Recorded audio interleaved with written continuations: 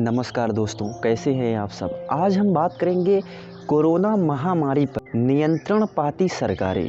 आज हम इसी टॉपिक पर बात करेंगे। जैसा कि आप लोगों ने देखा होगा कि महामारी की दूसरी लहर ने अपने पूरे प्रचंड के साथ जिस तरह से अपने नियंत्रण में पूरे देश को कर लिया था, उस पर सरकारें अब नियंत्रण पाती दिख रही हैं, क्योंकि 24 घंटे में जितने केस आ रहे हैं उससे ज़्यादा मरीजों का उपचार करके उन्हें घर भेज दिया जा रहा है।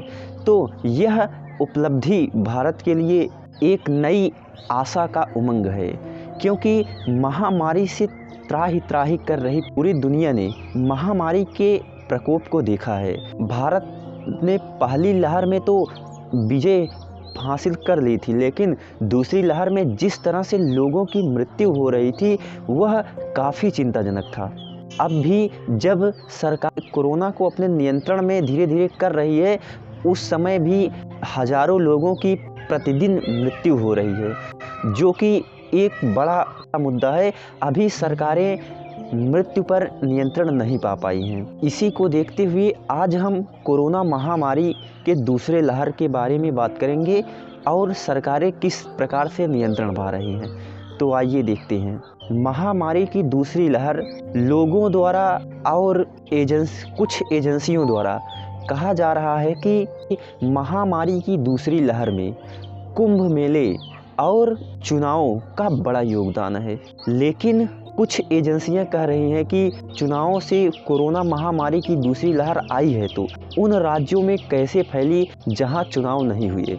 तो इसमें साफ साफ देखा जाता है कि पहली लहर के बाद लोग और सरकारें सोच रही थी कि हमने महामारी पर विजय प्राप्त कर ली है, लेकिन यह गलत हो गया। वास्तविकता तो यह है कि महामारी की दूसरी लहर लोगों के लापरवाही की वजह से आया है। लोगों ने पहली बार जब महामारी आई थी तो जितना सतर्कता दिखाया था उतना सतर्कता बाद में बंद हो गई। मास्क ना लगाना और भीड़ भाड़ वाली स्थान पर जाना, हाथ ना धोना, इन सब से एक बार पुनः दूसरी लहर का स्वरूप बनाया गया, जिसके बाद दूसरी लहर ने हजारों लाखों लोगों की जान की दुश्मन बनी। लेकिन अभी की बात करें तो अभी सरकार इस पर नियंत्रण पाए हुए है, धीरे धीरे नियंत्रण पा रही है। जैसा कि देखा गया कि जब कोरोना की दूसरी लहर आई तो ऑक्सीजन, वेंटिलेटर, बेड और अन्य प्रकार की स्वास्थ्य की सुविधाओं की कमी देखी गई, लेकिन भारत वैक्सीन का लगभग 80 देशों में निर्यात किया था, जिसका फ़ायदा भारत को मिला। सभी देश भारत की मदद के लिए आगे आए और भारत में जो भी स्वास्थ्य सुविधाओं की कमी थी सभी की पूर्ति के लिए वह सामने आए और अपने यहाँ से जितना हो सके उतनी स्वास्थ्य सुविधाएं भारत को भेज रहे हैं, जिससे कि भारत ने महामारी के दूसरे लहर पर नियंत्रण पा लिया। लेकिन अभी पूर्ण रूप से नियंत्रण नहीं है, क्योंकि महामारी की तीसरी लहर भी आने वाली है। इसको देखते हुए सरकार अभी भी चिंतित है, लेकिन तीसरी महामारी आएगी कि नहीं आएगी इस पर सिर्फ आशंका है।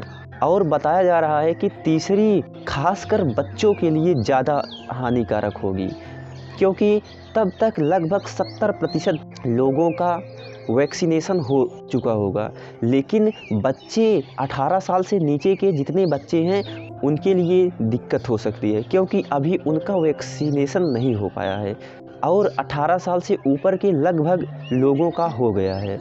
तो ऐसी स्थिति में बताया जा रहा है कि 30% लोगों को तीसरी लहर का खतरा है। अब देखना यह दिलचस्प होगा कि आखिर तीसरी लहर आती है या नहीं, लेकिन सरकारें एकदम सख्त हैं। कोरोना पर नियंत्रण पा लिया गया है, लेकिन फिर भी लॉकडाउन किए हुए हैं, जिससे कि तीसरी लहर के आने पर उन्हें ज़्यादा दिक्कत ना हो जिस प्रकार से दूसरी लहर में आया, जिससे कि वह उस पर नियंत्रण पा सके। लोगों के लिए काल के रूप में आई कोरोना महामारी, लोगों की जान की दुश्मन कोरोना महामारी अब धीरे धीरे वैक्सीनेशन के दौर से गुजर रहा है। तो अनुमान लगाया जा रहा है कि अगले साल तक पूरे भारत में सभी को वैक्सीन लग जाएगी।